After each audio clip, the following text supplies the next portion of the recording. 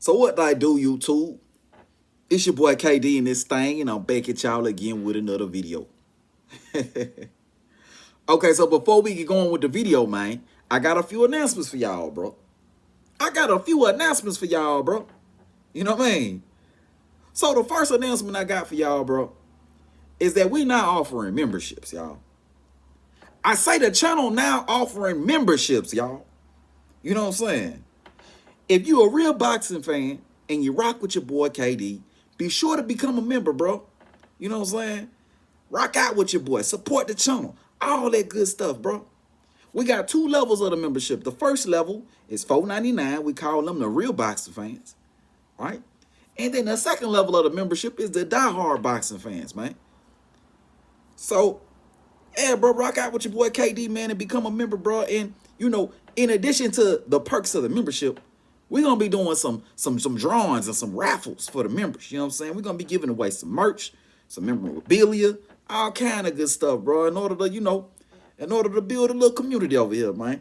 So, yeah, bro, that's the first announcement, bro. Become a member. You now have the option to become a member on the channel, man. You know, we can continue to rock out like that, right? So that's the first announcement. And then the second announcement is this, y'all. We now offering merch on the channel as well. So that's right, y'all. As the channel continues to grow, we continuing to do bigger and better things. We got merch now, y'all. So if you rock with the channel, man, you enjoy the content, all that good stuff, bro, go ahead, look down below the video. You going to see it. Look down below at the video, man. You going to see the merch, bro. You know, go ahead and click on the web on that so you can see all the merch on there. You know, they only got a snippet down under the video, but check out all the merch we got going on, bro. You know what I'm saying? And copy you a shirt or a water bottle or a hoodie or something like that, bro. You know what I'm saying? Support the channel, man. You know what I mean? And yeah, bro. Yeah, bro. I ain't gonna take up no more of your time, man. We're gonna get to the video now, man. But I appreciate all y'all for supporting the channel. All that good stuff. If you're new to the channel, be sure to subscribe. And everybody, and I do mean everybody, be sure to hit that goddamn like button. But until next time, bro, here go the video. Peace. Yes. Yes, surprise. You gay. Who mans is this? Get him the fuck out of here.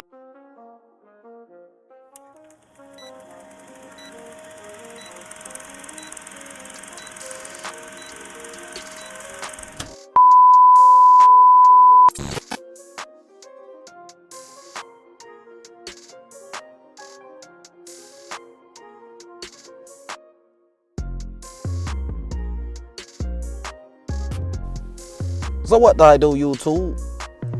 It's your boy King David in this thing, and I'm back at y'all again with another video. Okay, so before we get going on the video, man, y'all know what to do. Go ahead, hit the like button, and if you're new here, be sure to subscribe one time for your boy, so we can continue to grow like we need to grow on this channel. You know what I mean? Okay, so y'all see what the title of the video is. So very recently, Ryan Garcia did an interview, right? He did an interview very recently, and, you know, I'm not the biggest Ryan Garcia fan, you know what I mean? Not by any means. Not by any means at all. I'm not the biggest Ryan Garcia fan. I mean, the dude leaves a lot to be desired when it comes to what you be looking for in a fighter. I mean, it is what it is. You know what I mean? But that said, Ryan Garcia is still a fighter. He's still a fighter at the end of the day.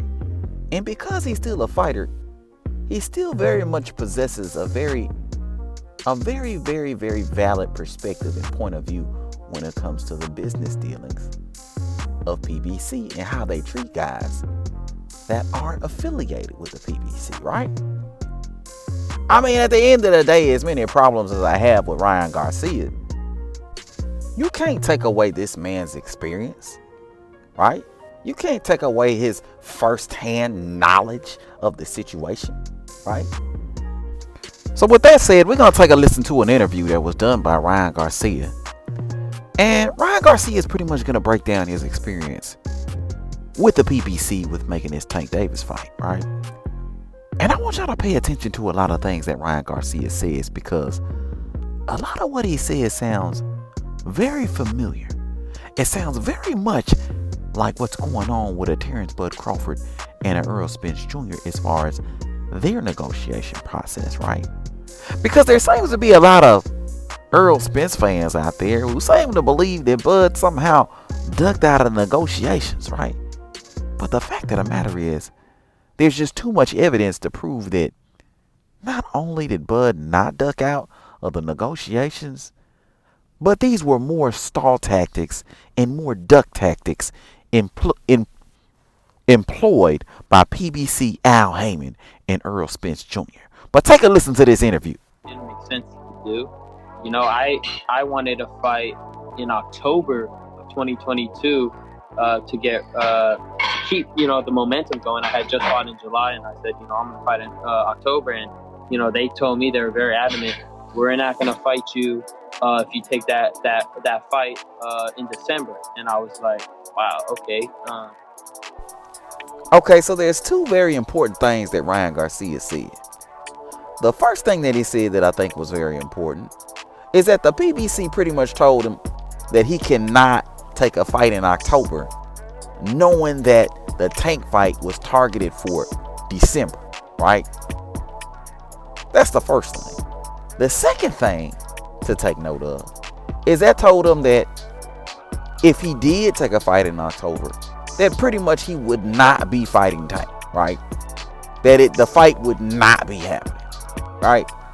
Which I found also to be very interesting in that case, right? Because here you are negotiating with a dude. You negotiating with a dude. You ain't sent him a contract yet. I mean, we know that for a fact because Ryan just got the contract to be signed, right? But you telling this dude that he can't fight in October, knowing full well that you're targeting a fight date for December, right? Allegedly, right? And we know that the December date was all capped because up until now, the fight still hasn't happened. So then what was the reason that Ryan couldn't fight in October, right?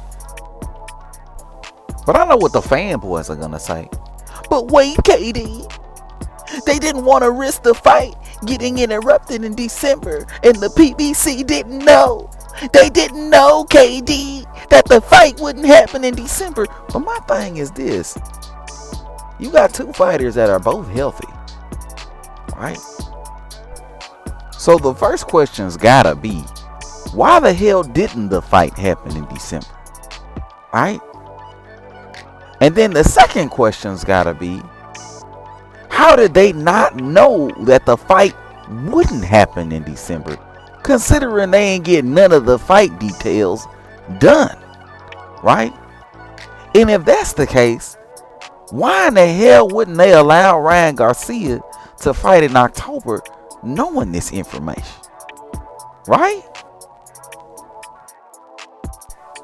But all this is just too convenient to ignore, right?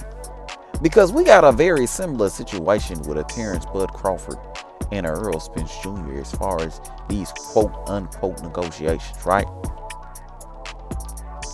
And because the situation is so similar, the questions remain the same. Question number one, why didn't the fight happen, right? Which we kind of know the answer to that. I mean, Steven Espinoza cleared that up when he said there were certain points that, there were a range of issues that Terrence brought up that, really didn't get resolved, and they lingered out there, and then, then things all fall apart. But what was the issue with Ryan and Tank? Are y'all telling me that it was the same thing, like with Bud and Earl Spence Jr.? You telling me that Ryan and Tank had similar issues? What was the reason the fight didn't happen in December? Right? But y'all want to tell me that the PBC, everybody should sign to the PBC. Everybody should do this in order to get on the PBC. Right? But we got two different situations where the same thing is happening. But let's keep it going. I promised fans that I'm going to do this, and if I can't take a tune-up before that, or not a tune-up, but if I can't keep active, then whatever, I'm going to just go and fight Tank. All of a sudden, he don't want to fight in December. Then I'm like, all right, let's fight in January. He agrees to that. Then he says he needs a tune-up. Y'all don't see the similarities here? I mean, y'all don't see the similarities. Isn't it interesting how just like Bud Crawford in his case, Ryan Garcia has his date changed from November or from December to January, and then from January to April. I mean, god damn, do we not know how to keep a date? I mean, did Ryan Garcia get hurt or something? Did Tank get hurt or something? No. Okay, then what the fuck was the problem? What's the reason why the date kept moving and moving and moving? Huh? Could it be the same reason why the date kept moving and moving and moving when it came to a Terrence Bud Crawford in these negotiations with Earl Spence Jr.? Right? But y'all don't want to hear that. Y'all ain't got the answers for that. You dudes just want to continue to cap. You dudes want to continue to tell your story. Tell your little cheap ass narrative about how you believe that Bud Crawford ducked out of the fight, KD. I mean, that literally makes no sense.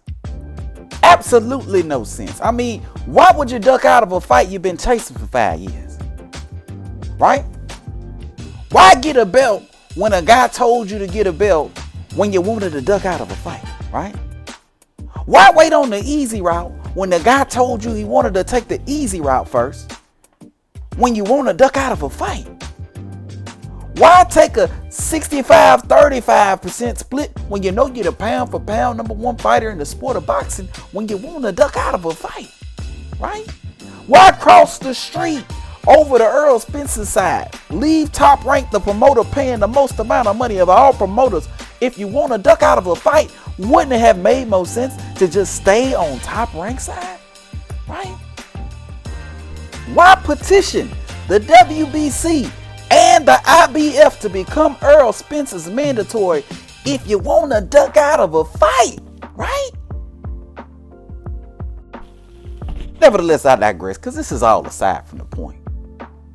I say this is all aside from the point, right?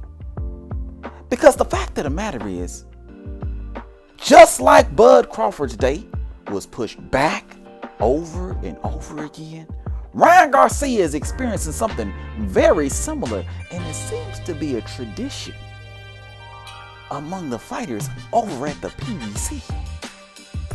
And you know that there's only 2 explanations for why a fight date would continuously be pushed back over and over and over again, right? It would either be the first reason, purely incompetence, right? Or it would be the second reason, meaning you're doing it on purpose, right? But let's examine the first reason for a moment. Only an incompetent person would allow their fight dates to get pushed back and back and back again, right? I mean, let's be real here. This ain't the way to do business, right? This ain't the way to do business. When you set a date, you keep the motherfucking date, especially when you got fighters training and preparing for a specific date. You keep the fucking date, right?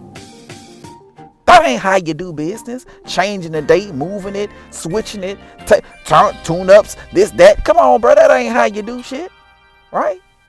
So it's either incompetence, meaning you can't do your job correctly, or the PBC and Al Heyman are doing this deliberately in order to gain some sort of competitive edge in the fight, right? All that said, in either case, it shows a lack of interest in getting the fight done, right? Because even an inept person is going to seek out the expertise of someone who's going to help them to get it done, right? Even an inept person is going to make sure that they do what needs to be done in order to get the fight done, right? And in the case of a guy looking for the competitive edge, well, clearly he wouldn't gamble the fight away looking for a competitive edge if it was really something that he was looking for. And those are just the facts, right?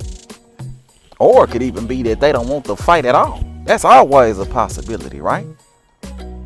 But the fact of the matter is this. if you're doing this to get some sort of competitive edge in the fight, you gotta understand that you're taking a gamble, right? And the gamble that you're taking is that your opponent will not allow you to gain that kind of competitive advantage. And in that case, what's your next move, right? Do you continue to make the fight happen, right? Or do you run away from the fight because you can't get the competitive edge that you were looking for, right? But let's keep it going though. Then, originally it was at a certain weight. Then all of a sudden, can't be at that weight. Oh. So all these things I've had to do. And I was just like, you know what? I'm not going to fight in general. I'm not going to. Y'all hear all this, y'all? The weight changing, the date changing, everything changing. Ryan's not sure what the hell's going on, whether it's heads, tails, or another coin entirely. He ain't got no idea as to what the hell is going on. And y'all think this is some sort of coincidence?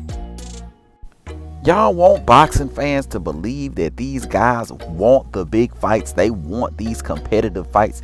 Y'all want boxing fans to believe that when you got the PBC employing tactics like this, either pure ineptitude or trying to gain some sort of competitive advantage. Is that the trait of somebody who really wants to fight? Right?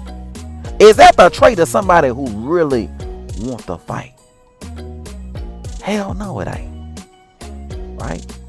But dudes want to blame Bud Crawford. Dudes want to say Bud Crawford was stalling. Bud Crawford was stalling. But Ryan Garcia seems to be having a very similar experience to a Terrence Bud Crawford.